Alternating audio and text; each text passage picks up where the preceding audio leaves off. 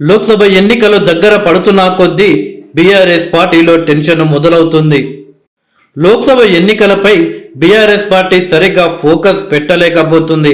BRS పార్టీలో ఎవరు ఉంటారో ఎవరు ఉండరో తెలియకపోవడంతో అధిష్టానానికి తలనొప్పిగా మారింది. పార్టీ నేతలను కాపాడుకునేందుకు తంటాలు పడుతుంది బీఆర్ఎస్ పార్టీ. ఒక అసెంబ్లీ ఓటమితోనే నేతలంతా కారు దిగుతుండడంతో పార్టీకి గడ్డు కాలం నెలకొంది.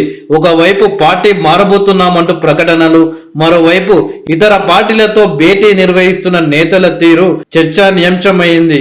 అంతేకాదు పార్టీ అధినేత కేసీఆర్ తో భేటీ అయిన మరుసటి రోజే ప్రకటనలకు విరుద్ధంగా వ్యవహరిస్తుండడం గమనార్హం. కర్ణాటక డిప్యూటీ సీఎం డీకే శివకుమార్ తో తనయుడు బద్దారెడ్డితో కలిసి బీఆర్ఎస్ ఎమ్మెల్యే చామకూర మల్లారెడ్డి భేటీ అయ్యారు. మాజీ మంత్రి పెద్దిరెడ్డి సైతం బీఆర్ఎస్ పార్టీకి రాజీనామా చేశారు. బుధవారం వరంగల్ పార్లమెంటు ముఖ్య నేతల భేటీలో పాల్గొన్న మాజీ ఎమ్మెల్యే ఆరూరి రమేష్ ఢిల్లీకి వెళ్లారు. బీజేపీలో ఆయన చేరడానికి వెళ్లారని, వరంగల్ బీజేపీ అభ్యర్థిగా పోటీ చేస్తారని ప్రచారం ఊపందుకుంది.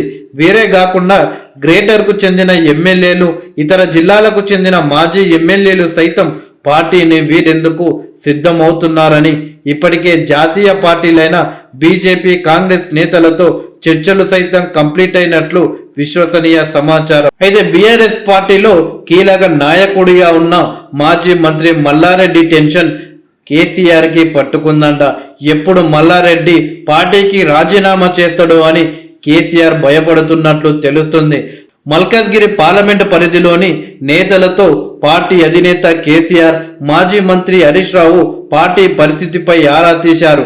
మాజీ మంత్రి మల్లారెడ్డి కర్ణాటక డిప్యూటీ సీఎం డీకే శివకుమార్ తో భేటీకి గల కారణాలు, ఆయన వ్యవహారం తీరును అడిగి తెలుసుకున్నారట. 1-2 రోజుల్లో కాంగ్రెస్ అగ్రనేత ప్రియాంక గాంధీతో సైతం మల్లారెడ్డి భేటీ అవుతున్నారనే అంశంపై చర్చించినట్లు సమాచారం. రోజుకో విధంగా మాట్లాడుతుండడం, ఇదివరకే ప్రభుత్వ సలహాదారుడు వేం నరేందర్ రెడ్డితో భేటీతో పాటు పలు అంశాలపై చర్చించినట్టు తెలిసింది. ఉమ్మడి నల్గొండ జిల్లాలోనే నల్గొండ, భువనగిరి ఎంపీ స్థానాలపై మాజీ మంత్రి జగదీష్ రెడ్డితో కేసీఆర్ సుదీర్ఘంగా చర్చించారు.